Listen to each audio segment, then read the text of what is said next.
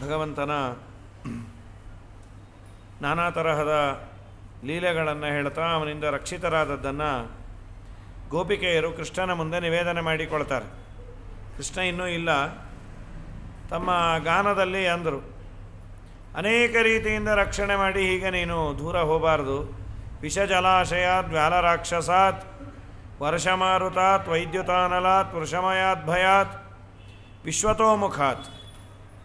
ಕಡೆಗೆ ನೀನಿಲ್ಲದೆ ನಾವಿಲ್ಲ, ಅಷ್ಟೆಲ್ಲ ರಕ್ಷಣೆ ಮಾಡಿ ಈಗ ನೀವು ನನ್ನನ್ನು ಕೈ ಬಿಡೋದು ತುಂಬ ತಪ್ಪು ಅಂಥೇಳಿ ಪ್ರಾರ್ಥನೆ ಮಾಡಿ ಮತ್ತೆ ಕೆಲವು ಮಾತುಗಳನ್ನು ಆಡ್ತಾರೆ. ಸಕಲು ಗೋಪಿಕಾ ನಂದನೋ ಭವಾನ್ ಅಖಿಲ ದೇಹಿನಾಂ ಅಂತರಾತ್ಮದೃಕೆ ವಿಖನಸಾರ್ಚಿತೋ ವಿಶ್ವಗುಪ್ತಯೇ ಸಕಬುದೇವಾನ್ ಸಾತ್ವತಾಂಕುಲೇ. ನೀವು ಎಷ್ಟೇ ನೀವು ಅತ್ತರೂ ನಾನು ನಿಮ್ಮ ಎದುರಿಗೆ ಬರೋದಿಲ್ಲ.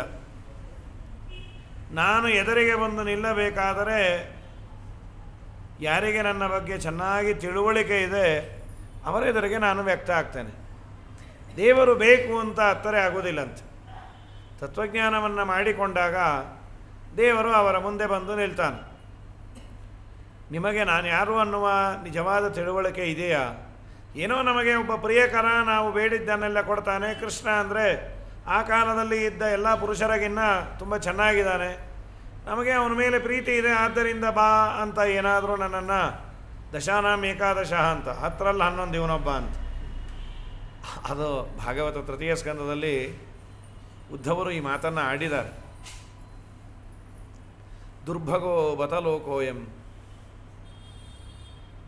ವಿಧುರರು ಪ್ರಶ್ನೆಯನ್ನು ಮಾಡಿದಾಗ ಕೃಷ್ಣನ ಮಹಿಮೆಯನ್ನು ಹೇಳಿ ಎಂದಾಗ ಉದ್ಧವರು ಅಳತಾರೆ. ನಿಜವಾಗಲೂ ಈ ಲೋಕದ ದೌರ್ಭಾಗ್ಯ ಅಷ್ಟಿಷ್ಟು ಅಂತ ನನ್ನ ಕೈಯಲ್ಲಿ ಹೇಳಲಿಕ್ಕಾಗೋದಿಲ್ಲ. ಅದರಲ್ಲೂ ತುಂಬ ದೌರ್ಭಾಗ್ಯರು ಯಾರು ಅಂತಂದರೆ ಯಾದವರು ಅಂತ ಬೈತಾರೆ. ಯಾಕೆ ಯಾದವರನ್ನು ಅಷ್ಟು ಬೈತೀರಿ? ಜೊತೆಯಲ್ಲೇ ಸರ್ವೋತ್ತಮನಾದ ದೇವರು ಇದ್ದರೂ ಅವರು ದೇವರನ್ನು ರೆಕಗ್ನೈಸ್ ಮಾಡಿದ್ದು ಹೇಗೆ ಗೊತ್ತಾ ಅಂದರು. ಇನ್ನೂ ಗೊತ್ತಿಲ್ಲ. ಬ್ರಹ್ಮನಿಂದ ನಿರ್ಮಿತವಾದಂತಹ ಒಂದು ದೇಹ ಅಲ್ಲ, ಬೇರೆಯವರಲ್ಲಿ ಇಲ್ಲದೇ ಇರುವ ಒಂದು ವಿಲಕ್ಷಣತೆ ಕೃಷ್ಣನಲ್ಲಿ ಇದ್ದದ್ದರಿಂದ ಬ್ರಹ್ಮನಿಂದ ಸೃಷ್ಟವಾದ ದೇಹ ಅಂತ ಹೇಗೆ ತಿಳಿದ್ರವರು? ಇಲ್ಲ, ಬ್ರಹ್ಮದೇವರು ಮೊದಲು ಮ್ಯಾನುಫ್ಯಾಕ್ಚರ್ ಮಾಡಿದ ದೇಹಗಳು ಬೇರೆ. ಈಗ ಅವರ ಕೈ ನುರ್ತಿದೆ, ಮಾಡಿ ಮಾಡಿ ಮಾಡಿ ಮಾಡಿ ಮಾಡಿ ಈಗೊಂದು ಲೇಟೆಸ್ಟ್ ಪೀಸನ್ನು ಬ್ರಹ್ಮದೇವರು ರಿಲೀಸ್ ಮಾಡಿದ್ದಾರೆ, ಅದೇ ಕೃಷ್ಣ ಅಂತ ತಿಳಿದು ಬಿಟ್ರಂತೆ. ಯಾಕೆಂದರೆ ಸಾಮಾನ್ಯವಾಗಿ ಕೈ ನುರಿತಾಗ ಅಡಿಗೆಯೋ ಯಾವುದಾದ್ರೂ ಅಷ್ಟೇ ಪ್ರಾರಂಭಿಕ ಹಂತದಲ್ಲಿ ರುಚಿ ಇರೋದಿಲ್ಲ. ಆಮೇಲೆ ಅವನಿಗೆ ಅಭ್ಯಾಸ ಆಗಿ ಅದರ ಹದ ಗೊತ್ತಿರತ್ತೆ. ಎಷ್ಟು ಸಕ್ಕರೆಯನ್ನು ಹಾಕಬೇಕು, ಯಾವ ಹೀಟನ್ನು ಮಾಡಬೇಕು, ಭಕ್ಷ್ಯವೋ ಭೋಜ್ಯವೋ ಕಣ್ಣು ಮುಚ್ಚಿಕೊಂಡು ಮಾಡ್ತಾ ಇರ್ತಾರೆ. ಹಾಗೆ ಬ್ರಹ್ಮದೇವರು ನಿರ್ಮಾಣ ಮಾಡಿದ ಅನೇಕ ದೇಹಗಳು ಮನುಷ್ಯರದು. ಹಾಗೆ ಕೃಷ್ಣ ಮಾತ್ರ ಒಂದು ಸೂಪರ್ ಪೀಸ್, ಬ್ರಹ್ಮನಿಂದ ನಿರ್ಮಿತವಾದದ್ದು ಅಂಥೇಳಿ ಬ್ರಹ್ಮನಿಂದ ನಿರ್ಮಿತವಾದ ಒಂದು ದೇಹ ಅಂತ ಕೃಷ್ಣನ ತಿಳಿದರೆ ವಿನಃ ಸರ್ವೋತ್ತಮನಾದ ದೇವರು ಬ್ರಹ್ಮನಿಗೂ ಅಪ್ಪ ಅಂತ ಯಾರೂ ತಿಳಿಲಿಲ್ಲ. ಆದ್ದರಿಂದ ಅವರ ದೌರ್ಭಾಗ್ಯ.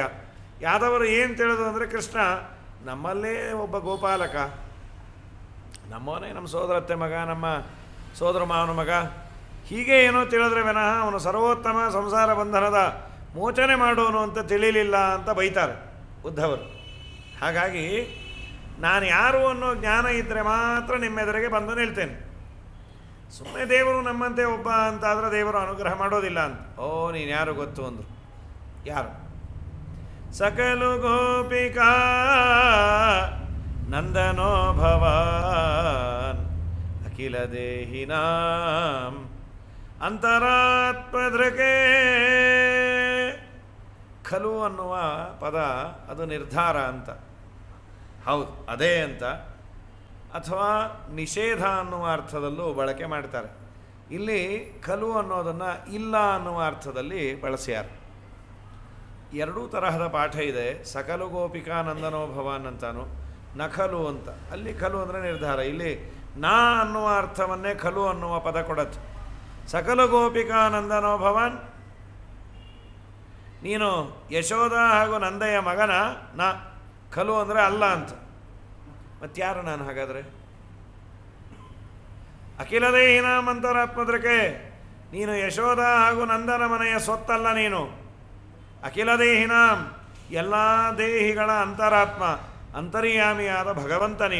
ನೀನು ಪಬ್ಲಿಕ್ ಪ್ರಾಪರ್ಟಿ, ಪ್ರೈವೇಟ್ ಪ್ರಾಪರ್ಟಿ ಅಲ್ಲ. ನೀನು ಒಬ್ಬರ ಮನೆ ಸೊತ್ತಲ್ಲ. ನೀನು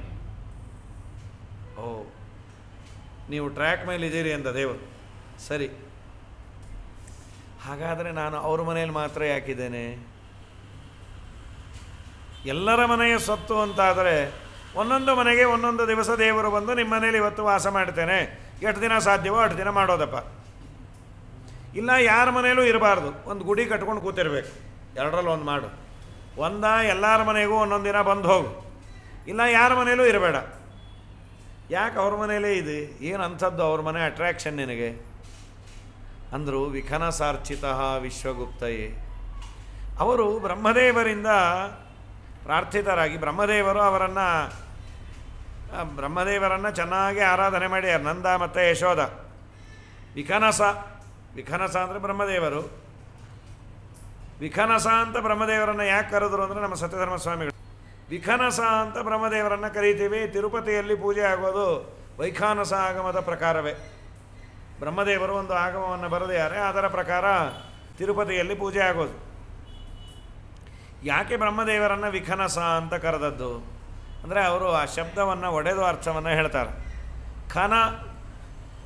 ಖನನ ಅಂದರೆ ತೋಡೋದು, ಒಡೆಯೋದು, ಪೀಸ್ ಮಾಡಲಿಕ್ಕಾಗುವಂಥದ್ದು. ಯಾವುದನ್ನು ನಾವು ಪೀಸ್ ಮಾಡಬಹುದು ಅದು ಖನ. ವಿ ಅಂದರೆ ಇಲ್ಲ, ವಿಖನ, ಪೀಸು ಮಾಡಲಾಗದ ಒಂದು ಬಂಡೆ. ಆಕಣಾಶ್ಮ ಸಮ ಅನ್ನೋ ಅರ್ಥವನ್ನು ವಿಖನಸ. ಬ್ರಹ್ಮದೇವರು ಅಂತ ಯಾಕೆ ವಿಖನಸ ಅನ್ನೋ ಪದಕ್ಕೆ ಅರ್ಥ ಅಂದರೆ ಪುಡಿ ಮಾಡಲಾಗದ ಬಂಡೆ ವಾಯುದೇವರು, ಬ್ರಹ್ಮದೇವರು. ಉಪನಿಷತ್ತಿನಲ್ಲಿ ಬ್ರಹ್ಮದೇವರನ್ನು ಆಕಣಾಶ್ಮ ಸಮ ಅಂತಾರೆ. ಆಕಣಾಶ್ಮ ಅಂದರೆ ಅದೇ ಕಲ್ಲು ಬಂಡೆ ಅಂತ. ಪ್ರಸಂಗ ಏನು ಅಂದರೆ ದೈತ್ಯರು ವಾಯುದೇವರಿಗೆ ಉಪದ್ರವ ಕೊಡಲಿಕ್ಕೆ ಹೋದಾಗ ದೈತ್ಯರು ನಾಶ ಆದರು. ಅದು ಹೇಗಿತ್ತು ಅಂದರೆ ಮಣ್ಣಿನ ಹೆಂಟೆ ಜೋರಾಗಿ ಕಲ್ಲಿನ ಬಂಡೆಗೆ ಹೊಡೆದು ಅದೇ ಪುಡಿ ಪುಡಿಯಾಗಿ ಬಿತ್ತು. ಅದಕ್ಕೇನೋ ಭ್ರಮೆ ಇತ್ತು, ನಾನು ಈ ಬಂಡೆಯನ್ನು ಸ್ಕ್ರ್ಯಾಚ್ ಮಾಡ್ತೇನೆ ಅಂತ ಅಥವಾ ಪುಡಿ ಮಾಡ್ತೇನೆ ಅಂತ. ಮಣ್ಣಿನ ಹೆಂಟೆಯೇ ಪುಡಿಯಾದಂಥ ದೈತ್ಯರು ಪುಡಿಯಾದರು ವಾಯುದೇವರೆಂಬ ಕಲ್ಲು ಬಂಡೆಗೆ ಹೊಡೆದಾಗ. ಆದ್ದರಿಂದ ವಾಯುದೇವರನ್ನು ಆಖಣಾಶ್ಮ ಸಮ ಅಂತ ಕರೀತಾರೆ. ಅದೇ ಅರ್ಥವೇ ವಿಖನಸಾರ್ಚಿತ ಬ್ರಹ್ಮದೇವರು ಅಂತ. ಅವರು ಪ್ರಾರ್ಥನೆ ಮಾಡಿದ್ರು, ನಿನ್ನನ್ನು ನಾನು ವರ ಕೊಟ್ಟೀನಿ, ನಂದ ಯಶೋದಮ್ಮನ ಮನೆಯಲ್ಲಿ ನೀನು ಬಾಲಲೀಲೆಗಳನ್ನು ಮಾಡಬೇಕಂತೆ, ಹೋಗುವಂತ ಅನ್ನೋದಕ್ಕಾಗಿ ನೀನು ಅವ್ರ ಮನೇಲಿದೆಯಾ, ಅವ್ರ ಮನೇಲಿ ಇದೆಯಾ ಅಂದಾಕ್ಷಣ್ಯ ಅವರ ಮನೆ ಸೊತ್ತಲ್ಲ. ನೀನು ಅವ್ರ ಮನೆಯಲ್ಲಿರೋದು ವಿಶ್ವಗುಪ್ತಯೇ. ವಿಖನಸಾರ್ಚಿತೋ ವಿಶ್ವಗುಪ್ತಯೇ ಸಕವುದೇವಾನ್ ಸಾತ್ವತಾಂಕುಲೇ. ಅವರ ಮನೆಯಲ್ಲಿ ನೀನು ಅವತಾರ ಮಾಡಿದ್ಯಾಕೆ ಅಂದರೆ ಜಗದ್ರಕ್ಷಣೆಗಾಗಿ, ಒಬ್ಬರ ಮನೆ ಸ್ವತ್ತಲ್ಲ. ಅವರು ಪ್ರಾರ್ಥನೆ ಮಾಡಿದ್ದಾರೆ. ದ್ರೋಣ ಧರಾದೇವಿ ಎನ್ನುವ ಅಷ್ಟವಸುಗಳಲ್ಲಿ ದಂಪತಿಗಳು. ದ್ರೋಣ ಅಂತ ನಂದನ ಮೂಲ ರೂಪ, ಯಶೋದೆಯ ಮೂಲ ರೂಪ ಧರ ಅಂತ. ಅವರಿಬ್ಬರು ಪ್ರಾರ್ಥನೆ ಮಾಡಿ ಬ್ರಹ್ಮದೇವರನ್ನು ಒಲಿಸಿಕೊಂಡು ಏನು ಬೇಕೋ ಕೇಳ್ರಿ ಅಂದರೆ ನಿಮ್ಮಪ್ಪ ನಮ್ಮ ಮನೆಯಲ್ಲಿ ಕೂಸಾಗಿ ಬಾಲಲೀಲೆಗಳನ್ನು ಮಾಡಬೇಕು, ಅವತಾರ ಎಲ್ಲಾದರೂ ಮಾಡ್ಕೋವಲ್ಲ, ಯಾಕೆ ನಮ್ಮ ಮನೇಲಿ ಆಟ ಆಡಿದ್ರೆ ಸಾಕು. ತಥಾಸ್ತು ಅಂದರು. ಕಂದ ಬರೆಂದರೆ ನಂದನಿಗೊಲಿದೆಯ, ಕುಂದು ಕೊರತೆ ಬಂದರೆ ನೊಂದುಕೊಳ್ಳನು, ಇಂದಿರೆಯರ ಸಮುಕುಂದನೆ ಮುಕುತಿಯ ನಂದವನೀವ ದೇವ, ಆನಂದವನೀವ ದೇವ.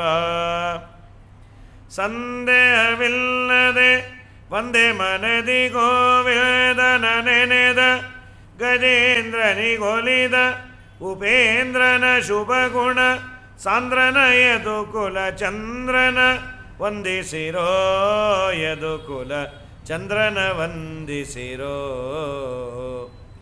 ನಾರಾಯಣನ ನೆನೆ ಮನವೇ, ನಾರಾಯಣನ ನೆನೆ, ನಾರಾಯಣನ ಮನ್ನಿಸು ವರ್ಣಿಸು ಆರಾಧನೆಗಳ ಮಾಡುತ್ತಾ ಪಾಡುತ್ತಾ ನೀರಾಜನದಿಂದ ಅರ್ಚಿಸು ಮೆಚ್ಚಿಸು ಪಾರಾಯಣ ಪ್ರಿಯನ, ವೇದ ಪಾರಾಯಣ ಪ್ರಿಯನ, ನಾರಾಯಣನ ನೆನೆ. ಹೀಗಾಗಿ ಆ ಯಶೋದಾನಂದ ತಪಸ್ಸು ಮಾಡಿದ್ದರ ಫಲ ನೀನು ಅವ್ರ ಮನೇಲಿದೆ ಅಷ್ಟೆ. ನೀನು ಬೇರೆ ಇನ್ಯಾವ ಕಾರಣದಿಂದಲೂ ಅವ್ರ ಮನೇಲಿಲ್ಲ. ನಿನಗೆ ಯಾವ ಅಟ್ಯಾಚ್ಮೆಂಟು, ಜೀನ್ಸು, ಇದು ಯಾವುದು ಪ್ರಶ್ನೆನೇ ಇಲ್ಲ. ಬ್ರಹ್ಮದೇವರೇ ಗರ್ಭಸ್ತುತಿಯಲ್ಲಿ ಅಂತಾರೆ, ನತೇ ಭವಸ್ಯೇಷ ಭವಸ್ಯ ಕಾರಣಂ ವಿನಾ ವಿನೋದಂ ಬತ ತರ್ಕಯಾಮಹೇ. ವಿನೋದಂ ವಿನ, ನಿನ್ನ ಅವತಾರಕ್ಕೆ ಕಾರಣ ಏನು ಅಂದರೆ ಕೇವಲ ವಿನೋದ. ಲೀಲೆಗಾಗಿ ನೀನು ಅವತಾರ ಮಾಡ್ತೀಯ ವಿನಃ ಲೀಲೆಯಿಂದ ಅತಿರಿಕ್ತವಾದ ಯಾವ ಕಾರಣವೂ ಇಲ್ಲ. ವಿನಾ ವಿನೋದಂ ಬತ ತರ್ಕಯಾಮಹೇ. ಹಾಗಾದರೆ ಗ್ರಂಥಗಳಲ್ಲಿ ದೇವರಿಗೆ ಅವತಾರ, ದೇವರ ಹುಟ್ಟು, ದೇವರು ಬೆಳೆದ, ಒಂದು ದಿವಸ ದೇವರು ಕೃಷ್ಣಾರ್ಪಣ ಆದ, ಹೀಗೆಲ್ಲ ಉಲ್ಲೇಖ ಇದೆಯಲ್ಲ, ಇದಕ್ಕೇನು ಮಾಡಬೇಕು? ಭವೋ ನಿರೋಧ ಸ್ಥಿತಿರಪಿ ಅವಿದ್ಯೆಯ ಕೃತಃ. ವೇದವ್ಯಾಸ ದೇವರು ಅಲ್ಲಿ ಹೇಳಿದಾಗ ಸರಿಯಾಗಿ ಅವರ ಮಾತಿಗೆ ಅರ್ಥ ಮಾಡಿಕೊಳ್ಳಬೇಕು. ಇನ್ಯಾರಾದರೂ ಹುಚ್ಚುಚ್ಚಾಗಿ ಪುಸ್ತಕ ಬರೆದ್ರೆ ಅದು ಅಜ್ಞಾನದಿಂದ ಬರೆದ್ಯಾರೆ ಅಂತ. ಕೃಷ್ಣ ಬೆಳೆದ, ಕೃಷ್ಣ ಒಂದಿನ ಇಳದ, ಕೃಷ್ಣನು ಸಂಸಾರದಲ್ಲಿ ಪಾಪ ಸ್ವಲ್ಪ ತೊಂದರೆ ಅನುಭವಿಸ್ದ, ಹೀಗೆಲ್ಲ ಮಾತಿದ್ರೆ ಯಾವುದನ್ನ ಲೋಕಲ್ ಕೃಷ್ಣ ಅನ್ಕೋ, ಯಾವುದೋ ಕೃಷ್ಣರಾವ್ ಅನ್ನೋರಿಗೆ ಹೀಗೆಲ್ಲ ಆಗಿದೆ ಅನ್ಕೋ. ಇಲ್ಲ ಬರೋದವ್ರಿಗೆ ಅಜ್ಞಾನ ಚಕ್ರವರ್ತಿ ಅಂತಾದರೂ ತಿಳ್ಕೊ. ದೇವರಿಗೆ ಇದ್ಯಾವ ಪ್ರಶ್ನೆಯೂ ಇಲ್ಲ. ಇವೆಲ್ಲ ಸಮಸ್ಯೆ ಇತ್ತು ಅಂದರೆ ಅವನು ದೇವರೇ ಅಲ್ಲ. ರಾಜರಿಗೆ ಬಹಳ ಅದರ ಬಗ್ಗೆ ದೀಕ್ಷೆ. ರುಕ್ಮಿಣಿ ಜಯದಲ್ಲಿ 10 ಮಾತುಗಳನ್ನೆಲ್ಲ ಈ ಥರದ ಮಾತಾಡ್ತಾರೆ. ನಮ್ಮ ಲಕ್ಷ್ಮೀ ಶೋಭಾನದಲ್ಲಿ ಎಷ್ಟು ಮಾತು ದೇವರಿಗೆ ಜನ್ಮ ಇಲ್ಲ ಅನ್ನೋದಕ್ಕೆ. ದೇವಕಿಯ ಗರ್ಭದಲ್ಲಿ ದೇವನು ಅವತರಿಸುವನೇ ಭಾವನು ಬಲ್ಲ ವಿವೇಕಿಗಳೇ, ಸ್ವಲ್ಪ ವಿಚಾರ ಮಾಡಿರೋ. ಸುಮ್ಮನೆ ದೇವಕಿ ಗರ್ಭದಲ್ಲಿ ಬಂದ ಅಂತೀರಿ. ಇದ್ದ ಅವನು ಎಲ್ಲಿ ಬೇಕಾದ್ರೆ ಇರ್ತಾನೆ, ಅವನು ಅವತಾರ ಅಂತ ಅಷ್ಟೇ ತೀರ್ಮಾನ ಮಾಡಿ ಅಂತ. ಇನ್ನು ದೇವರು ಅದು ಮಾಡ್ದ ಇದು ಮಾಡ್ದ ಅವನಿಗೂ ತೊಂದರೆ ಇದೆ ಅಂತೀರಿ. ಎಲ್ಲಿ ದೇವರು ಹಿಡಿಸೋ ನರಕ ಯಾವನಾದರೂ ಮಾಡ್ತಾನ? ದೇವನು ಹಿಡಿಸುವಂಥ ನರಕ ಆಗಬೇಕು ಅಂದರೆ ಗತಿ ಏನು? ಅವನು ಆಮ್ನಿ ಪ್ರೆಸೆಂಟ್. ಅವನು ಎಲ್ಲಿ ಕಟ್ಟಿದ್ರೂ ಅವನಿದ್ದೇ ಇದ್ದಾನೆ. ಆ ಕಟ್ಟುವ ಇಟ್ಟಿಗೆಯಲ್ಲೇ ಕೂತಿಯಾನು.